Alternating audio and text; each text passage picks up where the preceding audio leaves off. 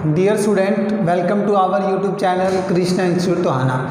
और आज के इस वीडियो लेक्चर में हम पढ़ेंगे क्लास +1 का चैप्टर 2 यानी कि कलेक्शन ऑफ डाटा। अब डाटा क्या होता है? डेटा मतलब आपके वो आंकड़े जो आपको स्टैट्स में इकट्ठे करने होते हैं, कलेक्ट करने होते हैं, जिनसे हम क्या करने वाले हैं, एक कंक्लूजन्स निकालेंगे, जिनको टेबल और डायग्राम्स की हेल्प से हम क्या करेंगे, उनसे एक कंक्लूजन निकालेंगे, एक निष्कर्ष निकालते हैं कि इस साल या पिछले सालों में हमारी जो फर्म है वो क्या सेल कर रही है, क्या उसके प्रॉफिट्स हो रहे हैं। पुराने आंकड़ों को देख करके हम क्या करते हैं, उनको फ्यूचर को लेकर उससे प्लानिंग करते हैं। अब फर्स्ट चैप्टर में हमने बताया था आपको कि जब हम स्टैट्स की बात करें तो वहाँ पर सबसे पहली जो स्टेज होती है उसमें क्या किया जाता है, डेटा को कलेक्ट किया जाता है। तो हमारा फर्स्ट चैप्टर जो होगा वो होगा कलेक्शन ऑफ डाटा। अब बात करते हैं डेटा को कलेक्ट करने के से पहले भी कि कैसे डेटा कलेक्ट किया जाए। उससे पहले कि हमारा जो डाटा है जो हमने कलेक्ट किया है उस तरह के कुछ एग्जाम्पल लेके चलते हैं। हम आपको बताते हैं जैसे कि डेटा हमारा होता क्या है। जैसे पहला मैंने पॉइंट लिखा है जो 10 शुगर मिल्स हैं इन हरियाणा।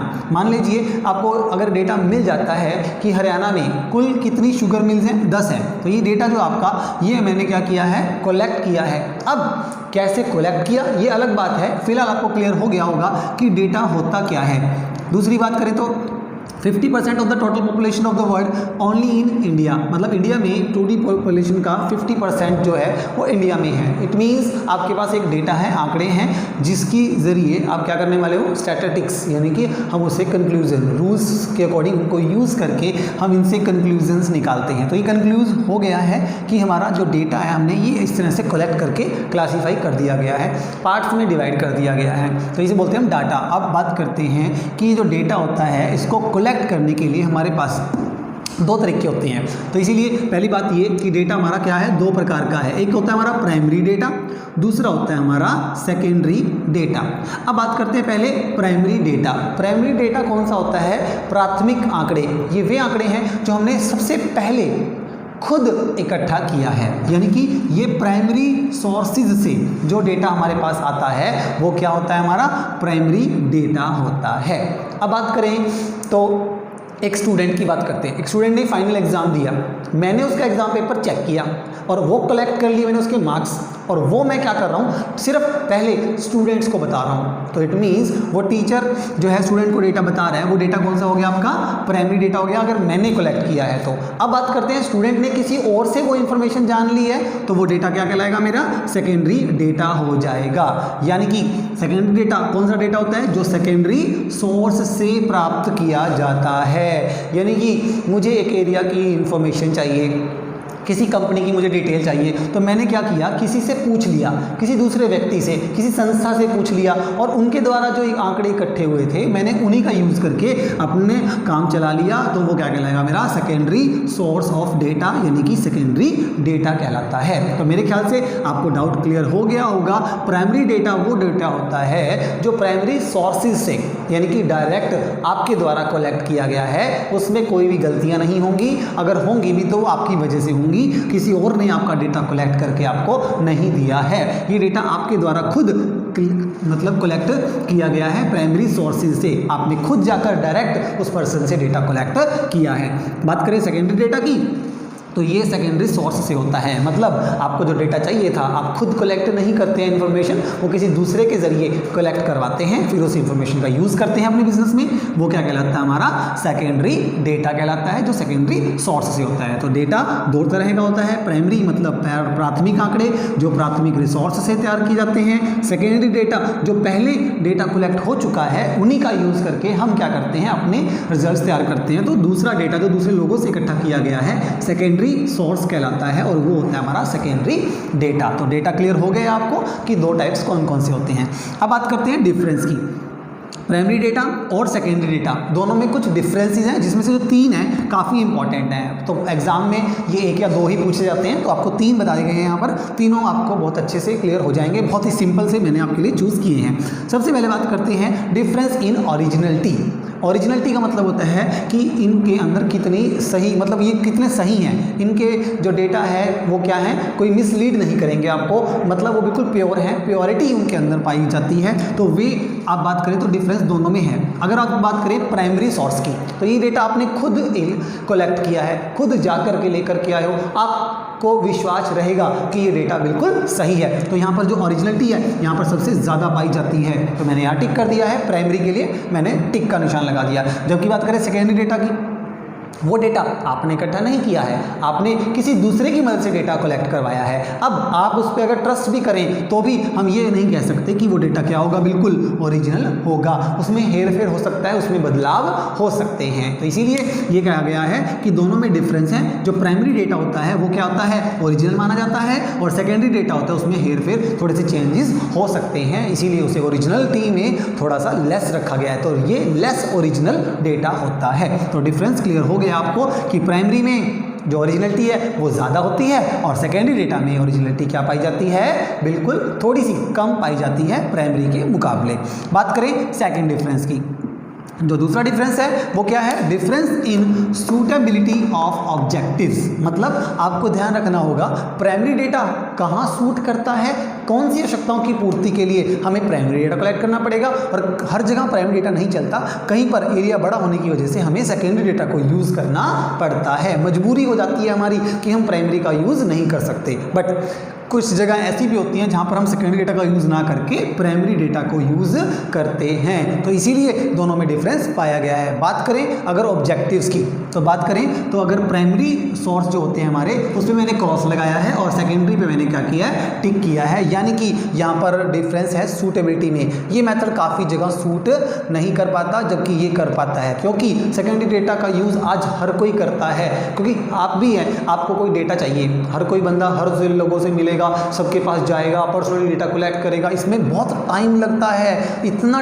लंबा प्रोसेस है ये, इसीलिए लोग इसका यूज़ कम करते हैं, सेकेंडरी डेटा का यूज़ ज़्यादा करते हैं। तो इसीलिए कहते हैं कि ये मेथड काफ़ी सूटेबल रहता है, बहुत लोग इसका यूज़ करते हैं। सेकेंडरी डेटा जो दूसरों के द्वारा कलेक्ट किया जाता है डेटा, आप उन्हें यूज़ करते हैं, यूटिलाइज करते हैं अपने कार्य के अंदर।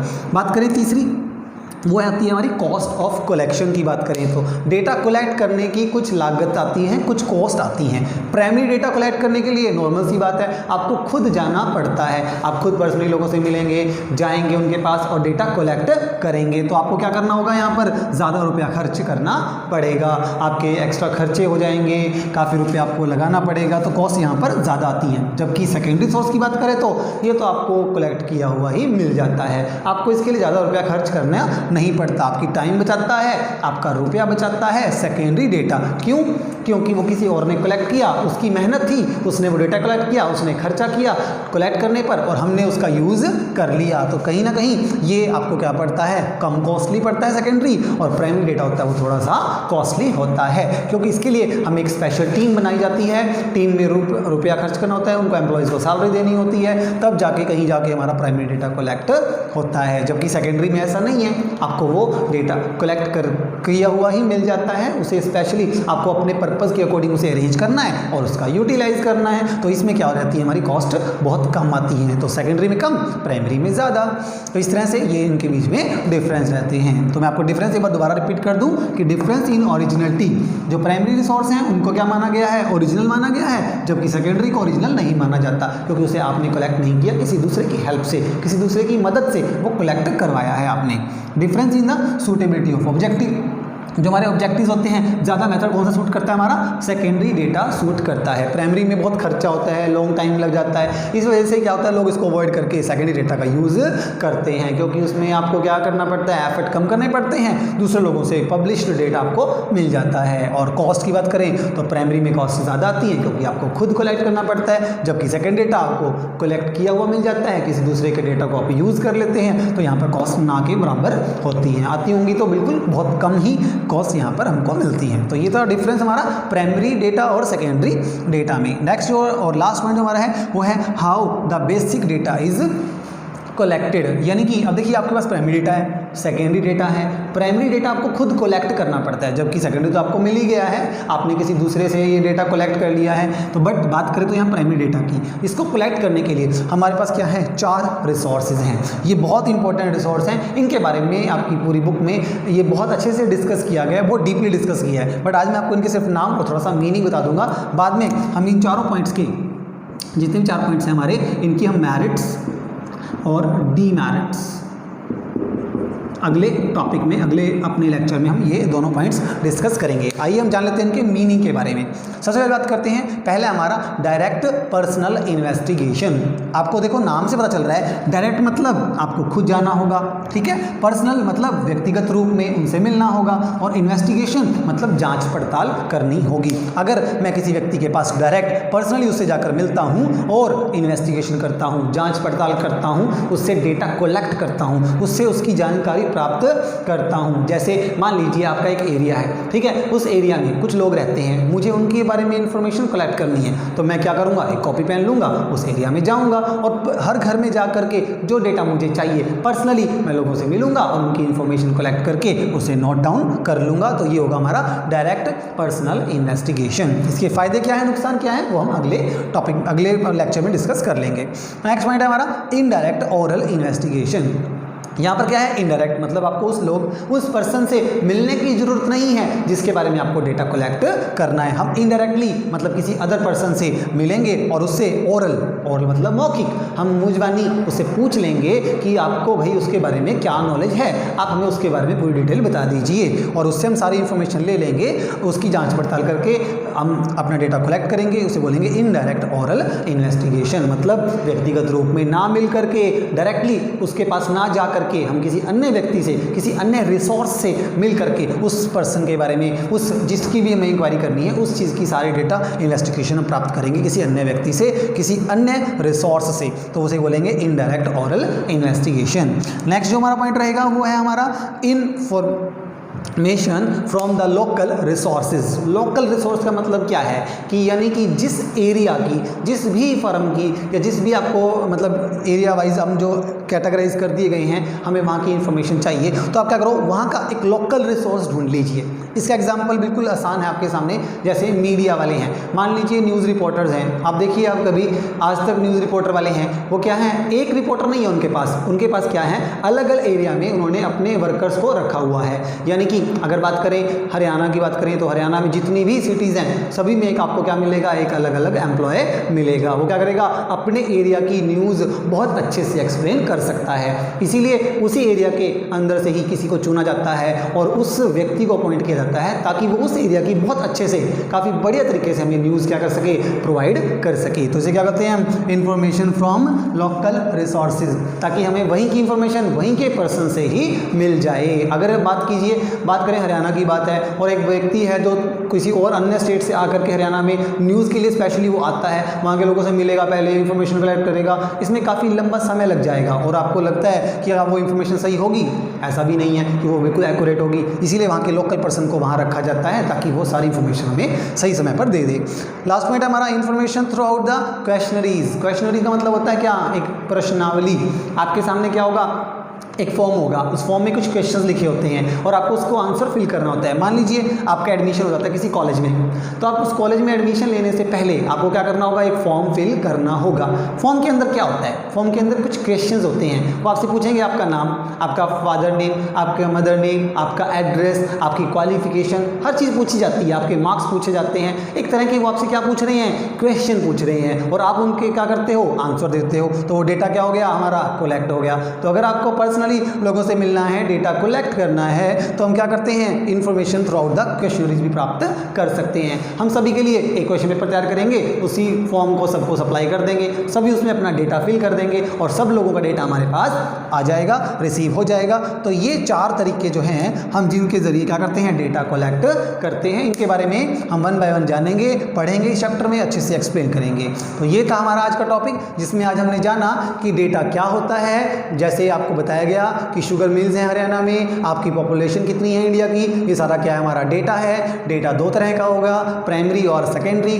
प्राइमरी डेटा वो जो आपने सीधे रिसोर्स से प्राप्त किया है, डायरेक्टली आपने खुद जाकर कलेक्ट किया है, बिल्कुल ओरिजिनल डेटा ये हमारा होगा। जबकि सेकेंडरी क्या होता है, जो किसी दूसरे व्यक्तियों से हम कलेक्ट करते हैं, वो हमारा क्या होता है, दूसरे रिसोर्स जो पब्लिश हो चुके हैं पहले, उन डेटा का यूज़ हम कर रहे हैं, तो वो होगा हमारा सेकेंडरी डेटा, जो सेकेंडरी सोर्स से कलेक्ट किया जाता है। बात करें डिफरेंस की, प्राइमरी जो रिसोर्स होते हैं, जो प्राइमरी डेटा है हमारा वो काफ़ी ओरिजिनल होता है, जबकि सेकेंडरी को हम ओरिजिनल नहीं कह सकते, उसमें चेंजेस बदलाव हो सकते हैं। Difference in the suitability of objectives, बात करें इसका ऑब्जेक्ट्स की तो प्राइमरी डेटा के ऑब्जेक्टिव्स बहुत कम पाए जाते हैं, जबकि सेकेंडरी के ऑब्जेक्टिव्स बहुत ज़्यादा हैं। ये मेथड कई बहुत जगह पर सूटेबल करता है। कॉस्ट की बात करें तो प्राइमरी जो डेटा है वहाँ पर जो हमारी कॉस्ट हैं वो क्या होती हैं, ज़्यादा आती हैं, जबकि सेकेंडरी में हमारी कॉस्ट क्या आती हैं, कम आती हैं, क्योंकि हमें इतने ज़्यादा एफर्ट नहीं करने पड़ते हैं। और ये था हमारा डेटा कलेक्ट करने के 4 मेथड, जिसमें आपको मेरिट्स और डिमेरिट्स आपको अगले लेक्चर में मिल जाएंगी। Direct personal investigation, indirect oral investigation, information from the local resources, and last one is information through out the questionnaires. तो ये था आज का टॉपिक, आपको अच्छे से इसे रिवाइज कर लें और अपनी कॉपी पे नोट डाउन कर लें। Thank you students.